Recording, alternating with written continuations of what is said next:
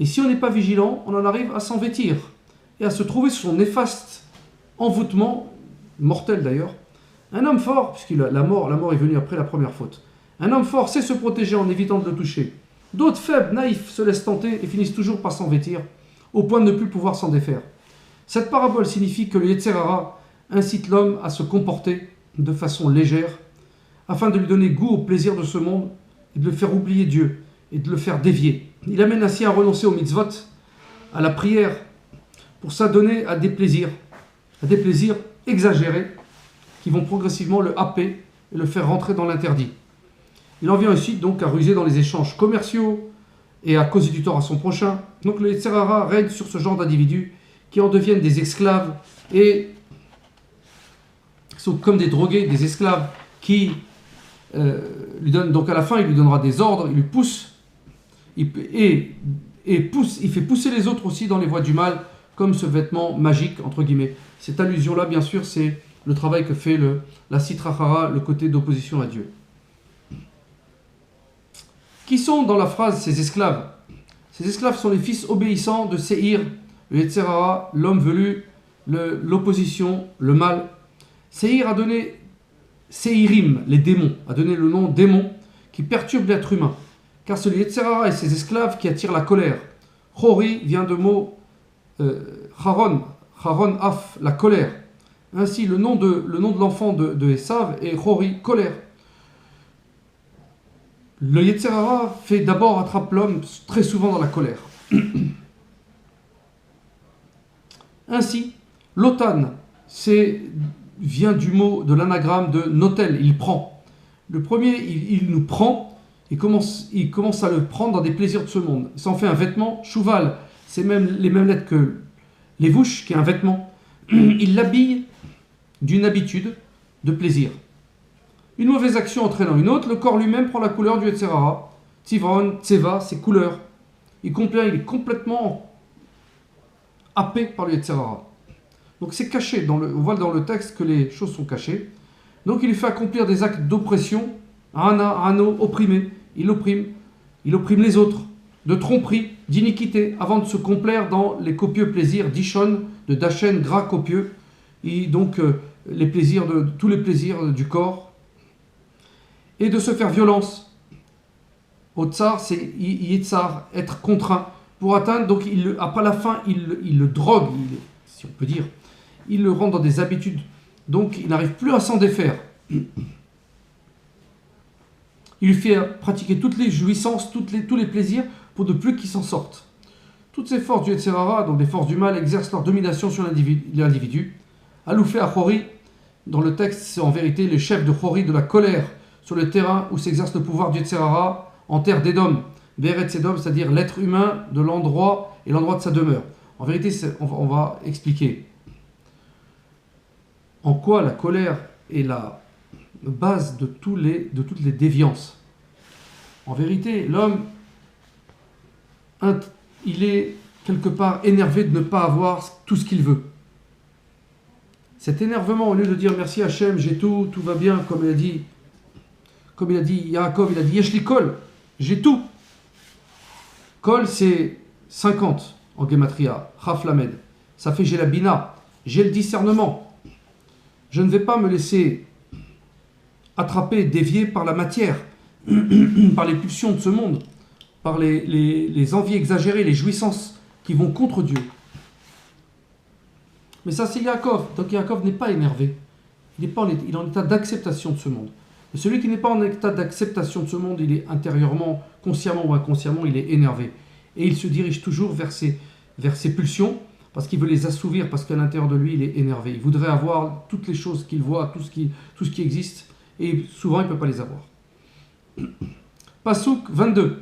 Vayu bedelotan chori ve'ema ve'achot lotan timna. Les fils de Lotan étaient Chori et Mam, et la sœur de Lotan s'appelait Timna.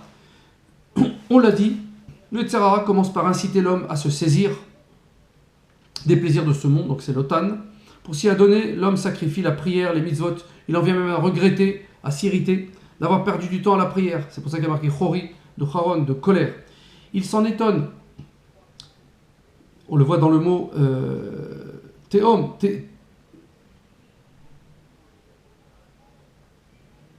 Timna. Théom, il s'en étonné. Il évitera aussi de Timna, de Manéa, empêcher, éviter de perdre du temps au mitzvot, car cela réduit son temps de plaisir. Donc progressivement, il va réduire son temps de mitzvot et son temps d'étude de Torah pour s'adonner au plaisir. Pasuk 23. Vele de Shovan, Alva, ou Manachat, Ve'eval, Shefo, Ve'onam. Voici les filles de Choval, Alvan, Manachat, Eval, Shefo et Onan. Habillés, Choval ça veut dire habillé, les vouches, de ses vêtements de la passion, l'individu qui est prisonnier du Yetzer Hara ne se contente pas de sacrifier les mitzvot, il est conduit aussi à commettre le mal, il est attrapé, il est happé, et l'iniquité. Contrairement au commun des mortels qui regrettent souvent leurs mauvaises actions, lui, il prend plaisir, il commence à prendre plaisir et il aspire à recommencer à rentrer dans le mal. Ce mal consiste à faire honte à autrui, à blasphémer, à causer des dommages matériels et financiers aux autres. C'est pour ça que Onam, le nom Onam, c'est le vol. Le nom Shefa de Nafsha, c'est l'orgueilleux, il est Nefesh, il est orgueilleux. Le nom Aval de Halav, c'est humilier, il humilie les gens. Nachatouar, Menanachat, c'est aussi Nachatouar, les satisfactions, il se satisfait à faire du mal. Alon, c'est du mot Rol, iniquité, il met les gens sous sa coupe. Tous ces noms-là, en vérité, sont des états d'emprise du Yetzer Hara sur l'être humain et ce qu'il va lui faire faire. Vele benetzivon ve'aya ve'ana u'ana asher matza et aimim bamidbar biroto et achamorim litzvon aviv. Et voici les fils de Tzivon, Aya, Anna. Et c'est Anna qui avait trouvé des fontaines dans le désert en faisant paître les ânes de Tzivon, son père. Qu'est-ce que ça cache quoi? En vertu de ce qu'on a dit dans les précédents paragraphes, et parce qu'une mauvaise action entraîne une autre, plus grave en général, l'homme habillé des passions du Yetzer Hara se comporte comme s'il n'avait pas de Dieu. Il s'occupe de choses futiles, de médisance, d'insanité. Or, on sait que la faute de médisance, le Lachon Hara, est aussi grave que l'idolâtrie, le meurtre et la débauche sexuelle. Il a les trois choses dans lui. Le Lachon Hara est considéré comme l'idolâtrie, parce que si on fait du Lachon Hara, c'est qu'on idolâtre sa personne, sa gava. On s'érige en tant que juge ou même que Dieu, on prend la place de Dieu. C'est le meurtre, parce qu'on tue la personne, on peut tuer une mauvaise langue peut tuer quelqu'un, on arrive à détruire son travail, à le détruire. Et c'est aussi du même ordre que la débauche sexuelle, parce qu'il se permet d'avoir un rapport avec le monde qui est négatif. Comme le rapport avec sa femme, il y a aussi un rapport avec sa bouche, avec les mots. C'est pour ça que Mila, c'est le mot, et bien c'est aussi la Mila, c'est l'organe sexuel dans la Torah. La langue nous appartient, mais qui serait notre maître, dit le psaume 12. Ainsi, c'est Fatenu Itanu Mi Hadonlan. Ainsi faut-il comprendre les noms suivants. Donc les noms que nous avons cités dans le Pasuk 24. Les conséquences, donc les fils de l'hypocrisie, Tzivon, c'est les couleurs de l'hypocrisie, de ceux qui prennent la couleur du mal, sont qu'ils recherchent, Aya, dire Aye, Oué, ils cherchent les mauvaises choses afin d'opprimer leurs semblables. Les yeux aveuglés et le cœur fermé, ils en arrivent à penser que le temps de l'existence ne dépend pas de Dieu et qu'on peut le trouver dans le désert, c'est-à-dire n'importe où, et en faire ce que bon leur semble. Tout cela parce qu'ils sont aussi sots que des ânes, Birot et Achamorim, en paissant avec les ânes. Ces ânes sont à son père, Tzivon, c'est-à-dire qu'ils sont la conséquence des vêtements du mal. On arrive à être des imbéciles. Ve'ele bene Anna, Dishon ve'aolibama bat Anna. Voici les fils de Anna, Dishon et Aolibama, la fille d'Anna. Cette phrase cache ceci. Aux néfastes conséquences de la médisance s'ajoute la délectation dans les jeux et les plaisirs, alors que cette délectation doit être normalement trouvée dans les prières, l'étude de la Torah et la bienfaisance et aider les autres. La compagnie des moqueurs guette aussi le médisant, qui demeure dans les tentes de vanité. Aolibama, c'est dans Oel Bema. Les tentes de quoi? C'est-à-dire les tentes de rien, de l'idolâtrie de quoi? Les tentes de rien, de l'idolâtrie. Comme on l'a dit, le médisant en arrive donc à nier le principal, qui est Dieu, et à adorer progressivement des idoles. Pasuk 26, où il y a encore les noms. Ve'ele benedishan, Chemdan, Ve'eshban, Ve'itran, Uchran. Et voici les fils de Dishan, ce qu'on a dit. Qu'est-ce que ça veut dire? S'enfonçant dans l'impureté. Donc, plus en plus, il s'enfonce, la personne. Dans l'impureté, il s'enfonce comme étant faute sur faute. Les impies sont complètement livrés au Yetzer Hara. Tels sont les fils de Dishan, la convoitise, poussés jusqu'à l'extrême assouvissement, comme ce feu qui ne s'éteint que lorsque tout est consumé. Les impies vont faire mieux que le feu.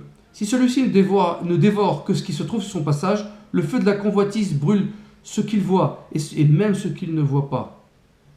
Plongé dans le mauvais côté, il devient une sorte de divinité étrangère. Il devient un dieu du mal, cette personne. Entre guillemets, dieu évidemment.